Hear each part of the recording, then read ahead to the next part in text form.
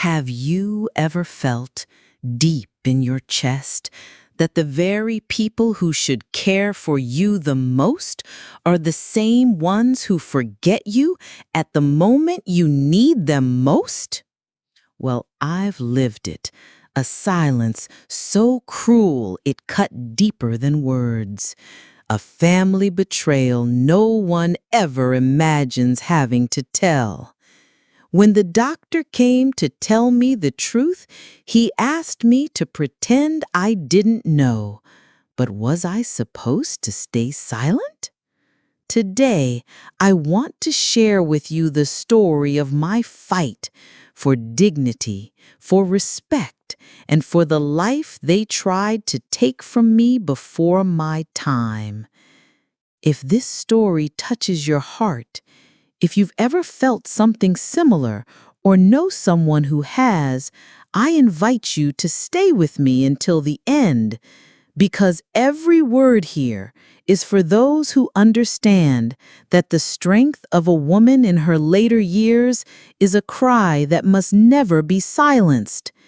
And before we begin, tell me in the comments, from which city are you listening to this story? Let's build a support network together, because no one should go through this alone. And don't forget to subscribe to the channel. That way you won't miss any story that could change your life. I woke up swallowed by the sharp smell of disinfectant, cold light cutting through my tired eyes. For a second, I thought I was still in my bedroom, surrounded by the portraits I protect like sacred relics. But the rhythmic beeping of the monitor quickly reminded me of the truth. It was in that broken silence that I felt like a dagger, the sting of abandonment. I realized that despite having cared like a mother until my very last ounce of strength, I was now just another story among so many real ones of elderly people left to fend for themselves. Dr. Wallace appeared at my bedside, compassionate but hesitant, adjusting his glasses like someone searching for courage to face their own reflection. He whispered that my children had already signed all the necessary papers, as if my fate had already been sealed. In that moment, the scorn of my children and the emotional abandonment blended with the humming of the machine, and it was impossible not to feel the sting of betrayal, as sharp and painful as any needle piercing fragile skin. I remained still, but inside, a quiet rage began to grow, a silent pain only those who know the loneliness of old age can understand. If they truly believe I'm ready to be forgotten in a hospital hallway, it's because they have no idea how powerful a woman becomes when someone tries to strip away her dignity in her golden years. Do they have any idea what they awakened when they buried me alive before my time? That same afternoon, with the IV still dripping into my arm and my heart unbearably heavy, I heard muffled voices coming from the other side of the blue hospital curtain. It was Roberto's voice, my eldest, and Clarissa, my little girl, or at least the woman she's become. They didn't know I was awake, and what they said still echoes in the corners of my heart. They spoke of documents, inheritance, selling the house. We need to sort everything out quickly before it gets complicated, Clarissa murmured, as if my very existence were an administrative inconvenience. I stayed quiet, holding back the tears, because I've already learned that crying out loud in old age doesn't move anyone. They thought I no longer understood anything, that my mind had withered along with my wrinkles. But little do they know that clarity has silent ways of screaming. The curtain was thin, but it revealed a deep chasm between who we were and who we've become. The cruelest part wasn't what they said, it was how they said it. That cold, practical, hurried tone, like someone who had already declared the end of something still breathing. And it was in that thin thread of hidden conversation that I realized they were killing me while I was still alive. They want my absence more than my presence. They want my belongings more than my well-being. Were they always like this, or has greed blinded them? And if I had died in that hospital, would they have wept or toasted? I came home a week later, escorted by a kind-hearted neighbor who offered to pick me up. The moment I stepped into the hallway, I could feel something was wrong. The silence was different, almost hostile. Each step hurt more than the last, and it wasn't my body. It was my soul, as if it already knew what was waiting for me. When I walked into my room, I came face to face with emptiness. The wardrobe had been rifled through, drawers left wide open, and the safe was gone. I sat on the edge of the bed, collapsing under the weight of an ancient truth. That's when Roberto walked in, and with the coldness of someone delivering bad weather, simply said, "We thought, well, that it was the end." And that was it. No apology, no gesture of regret. They had already started dividing my belongings, as if I were a past to be auctioned off in parts. And worst of all, they did it without even waiting for my body to grow cold. I felt the chill run through my chest, as if a part of me had been torn away. They no longer saw me as a mother, not as a woman, not even as a person. I had become a possession, a burden, an obstacle to be removed. Will they ever realize how deeply they wound us when they bury us alive? Or does ambition scream louder than any memory? It was Donna Elsa, my neighbor across the street, who warned me. She said she saw Clarissa rushing into the bank branch where I keep my savings. It wouldn't have meant much, and if she hadn't left crying and arguing with the manager. That lit a spark in me, one that had been nearly extinguished. The next day, I asked Elsa for a ride and went there myself. With a bit of firmness in my eyes and my ID trembling in my hand, I demanded answers.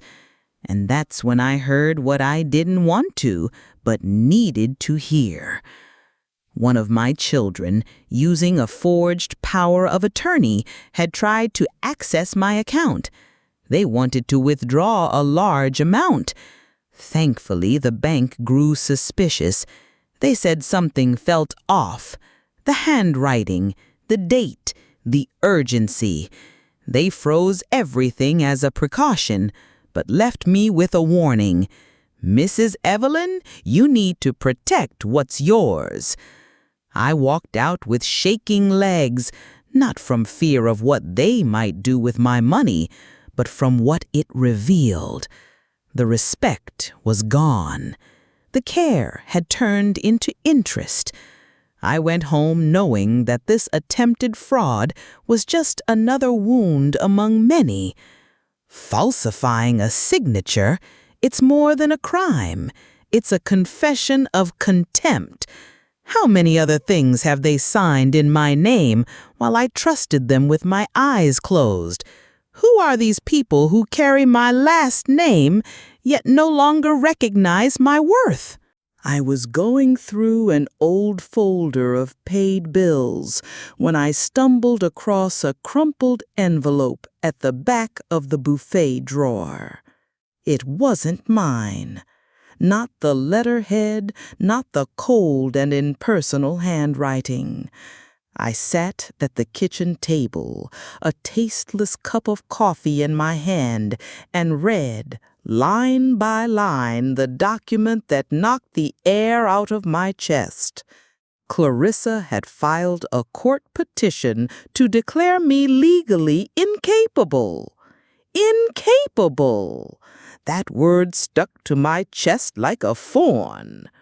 Her, the one I nursed through fevers, the one I taught to walk, to speak, to choose with her heart. I didn't cry. Not then. What I felt was rage. A quiet, burning rage, the kind only those who've experienced emotional abandonment can understand.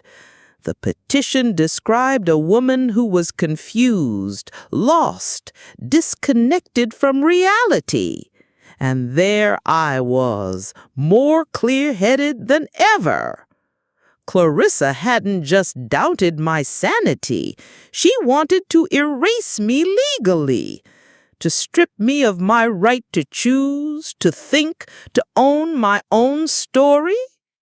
How does a daughter become the judge of the very mother who raised her? I tucked the document away with steady hands. It wasn't just paper. It was a blade, a deep cut between who we were and what we've now become. She wanted my life, just without me in it. What else were they planning behind my silence? What else had they signed as if I didn't exist? Dr. Wallace showed up one late afternoon as if carrying a heavy weight in the pocket of his white coat. He asked for permission, sat in the armchair next to my bed, and lowered his voice, as if we were conspiring against something bigger. I need to tell you something, Mrs. Evelyn, but you'll have to pretend you don't know. I stayed still, my heart beating slowly but steadily. He told me that my children had formally requested to suspend my treatments, claiming I would rather go in peace. But you never said that, and I saw in your eyes that there was still a fight inside you. He said he disagreed, that he lied in the report so I could receive the care I needed. It was the first time in years I disobeyed a protocol, he confessed. His discomfort was clear, but so was the flame, a trace of humanity that medicine sometimes extinguishes. They wanted you to fade away quietly, but I saw that you were still here. And I was, more than ever. I stayed silent for a few seconds, a silence full of weight. I wanted to thank him, but it also hurt to know that my survival depended on well-intentioned lies. Now you need to take care of yourself. They won't stop here, he added before leaving. Would I be strong enough to face what was still to come alone? That morning, Clarissa showed up with a smile that didn't reach her eyes. She said she had scheduled a series of tests for me just to make sure everything's okay. I wanted to believe her. I wanted it so badly. I put on my blue dress, the one she always complimented, and I went with hope that maybe, just maybe, it was a new beginning. But as soon as we arrived at the clinic, her mask began to slip. "I'll come back to pick you up this afternoon," she said, and left in a rush. like someone dropping off an inconvenient package at the front desk. The hours dragged on. With each patient called, I shrank further into that cold chair. The receptionist looked at me with poorly hidden pity, and afternoon turned to night. When the clinic closed, a nurse, a blessed soul, came over and asked if someone was coming to pick me up. I answered in a faint voice, "No." She paid for a taxi out of her own pocket and took me home. On the way back, I kept thinking, how could the daughter who once fell asleep curled up in my arms now abandon me like a burden? In that taxi, I realized something I didn't want to admit. Clarissa doesn't love me as a mother anymore. Maybe she never did. Her gesture wasn't forgetfulness, it was a decision. Humiliation, disdain, emotional abandonment, all in silence, all hidden behind sweet-sounding excuses. How far would she be willing to go to erase me from her life?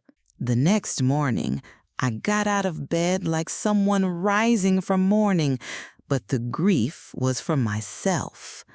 I went to the kitchen, put water to boil, peeled an apple, and took a deep breath. It was there, in front of the fogged-up mirror on the cupboard, that I whispered to myself, "I'm still here." It may seem small, but it was a scream within the silence they had placed me in. If they wanted to watch me wither, they would have to stay alive long enough to witness my return. I started slowly. I changed what I ate, gave up the cakes and sweets that once made sense only to numb the sadness. I began walking again, just around the back street, early in the morning, before anyone could see me. My body complained, but my soul smiled. I bought a small notebook and started writing, every day, like a ritual, a diary, but also a promise. In it, I recorded each step, each ache, each tiny victory, and I always ended the page with the same sentence: dignity in old age is an act of resistance. And it was in that written silence, far from their eyes, that I began to bloom again, not to prove anything, but to remind myself of who I am. Because if they want to bury me alive, they'll have to see there are too many roots inside me. Would they ever realize that it's not so easy to kill someone who's learned how to rise again? I knocked on the office door with my heart in my throat and my hands trembling inside my purse.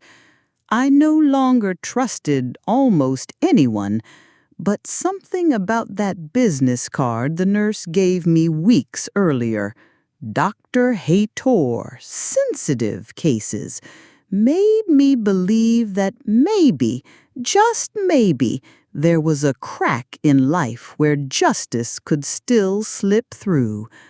When he welcomed me, I saw he was young, but his eyes held something rare, the ability to truly listen. I sat down in front of him, opened my little plastic folder, and began pulling out papers as if pouring out my soul, forged documents, copies of messages, discreet recordings. He looked through everything carefully, and when he finished, he said the sentence I didn't even know I needed to hear. "Mrs. Evelyn, you're right." I cried, not from sadness, but from relief. Someone finally saw what I was living through. They want you gone, but the law can still protect your life, he said firmly, without sugarcoating. He explained what we could do, the risks, the possible paths. He told me it wouldn't be fast or easy, but that we had a case. For the first time in months, I felt like my fight wasn't mine alone anymore. He looked me in the eyes and said, "You are not crazy, you are not weak, and you are not alone." I went home with a heavy heart, but with hope. There was still a lot to face, but now I had a name standing beside me.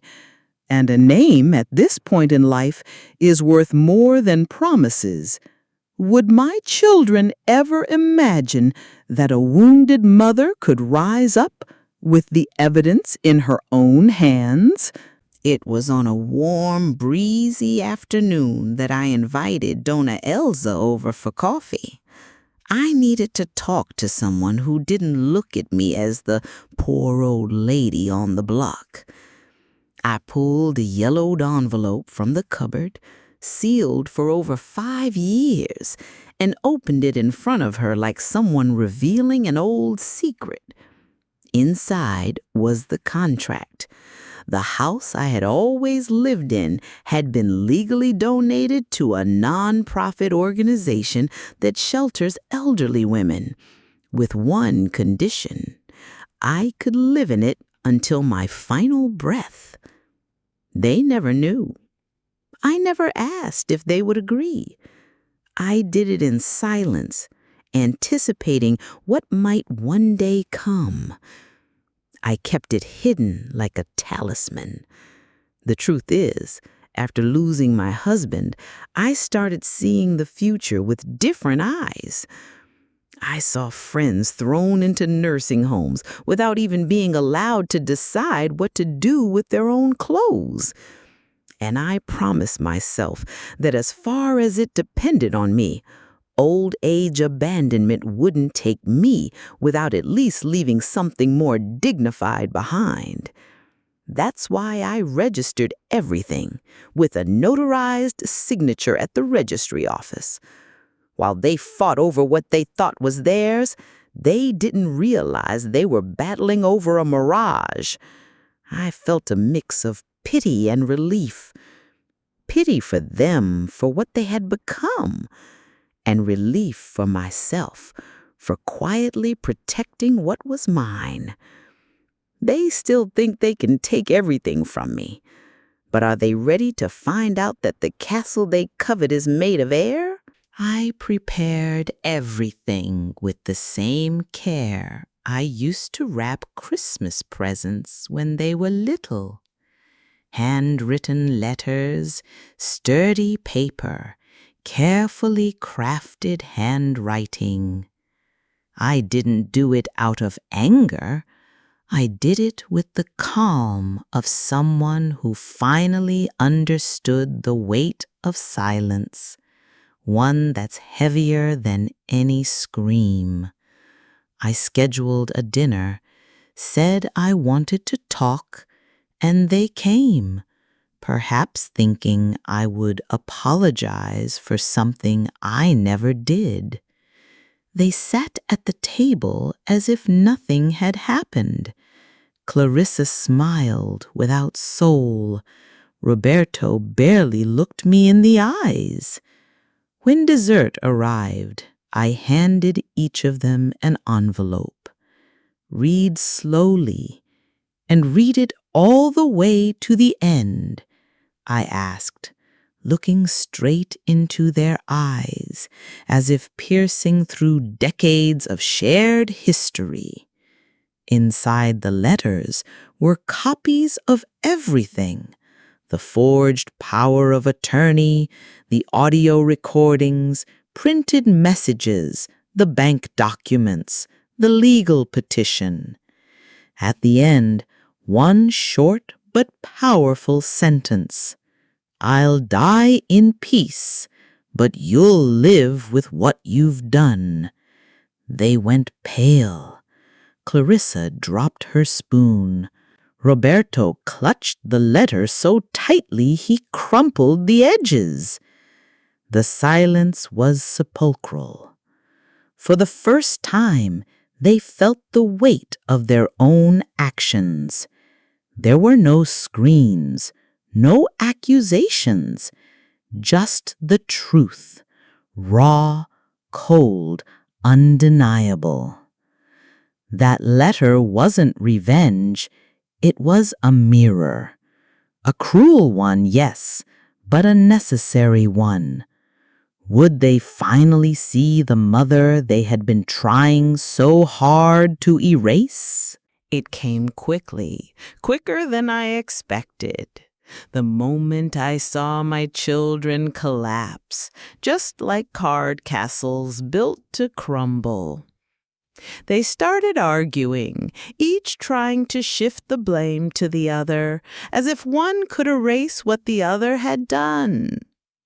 Roberto, with a harsh voice, accused Clarissa of betrayal while she cried, but the tears weren't from remorse. They were tears of fear, of loss.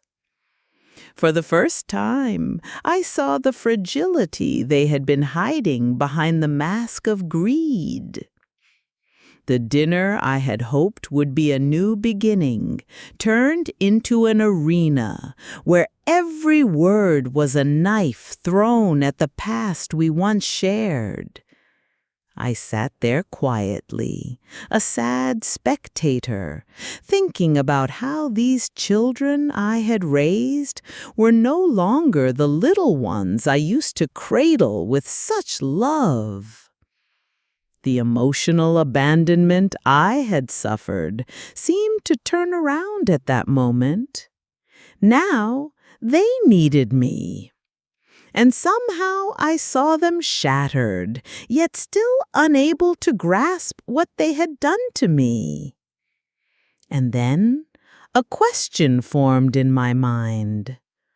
Will they be able to rebuild something after so much damage?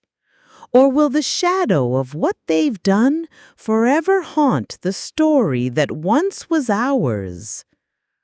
I stayed silent, knowing the answer was as uncertain as the future that awaited me. I revised my will with the calm that only age and experience can bring. It wasn't easy, believe me.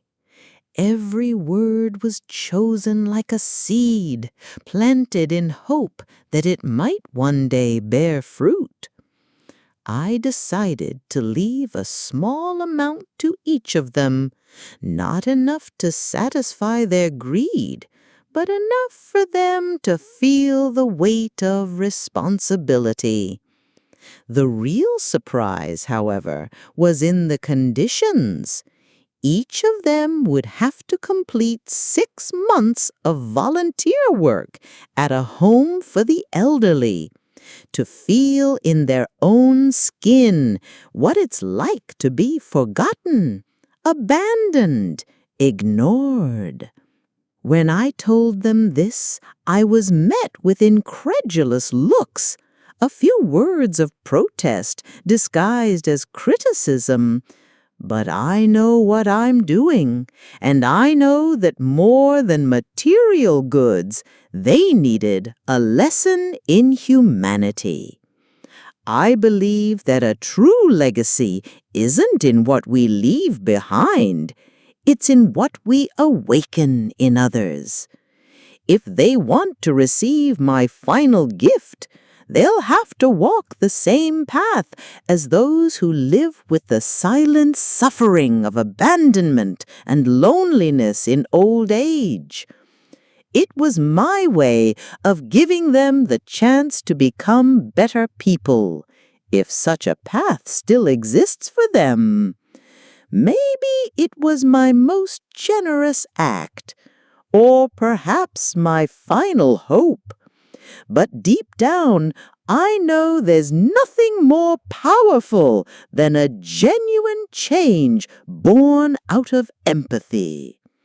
Will they accept the invitation to look within? Or will they continue down the path of contempt? I moved into a support home for elderly women, A place where silence isn't empty, but filled with stories, tears, and laughter woven together. Here I found others who, like me, were forgotten, neglected, left to fend for themselves. Caring for them is like caring for myself, and every gesture is a breath of dignity that had once been denied to me. For the first time in a long while, I felt the lightness of someone who has rediscovered herself, not because she gave up, but because she chose to live beyond abandonment. I am no longer the woman waiting for something that never came. I am the lady who discovered that even when they try to bury you alive, there's an invisible strength that lifts you up. With every smile I receive, every silent hug, I feel that life never took anything from me. On the contrary, it gave me purpose. What they wished to be my end became the beginning of a new story, written in the ink of freedom, respect, and peace. Today, my greatest pride isn't in what I've achieved for myself, but in what I can offer to those who have faced the same silent suffering, the loneliness of old age, the pain of emotional abandonment. Because living isn't just existing, it's resisting, it's loving, it's being dignified until the very last breath. And I lived. And that, my friend, was more than enough. Now that you've heard my entire journey, I want to leave you with a question that echoes deeply in my heart. How many times in life have we stopped fighting for our dignity simply because we thought we didn't have the strength? And have you ever stopped to think how many people around you might be silently suffering, carrying an invisible weight that no one sees? Old age is not the end. It's a chapter where we can still write our best pages with courage and purpose. If this story touched your heart, how about sharing in the comments what resonated most with you? Your experience might be the comfort another woman needs to find her strength again. And don't forget, subscribe to the channel and hit the notification bell to become part of this network of support and inspiring stories. Because together we are stronger, and we deserve to live every day with respect and love.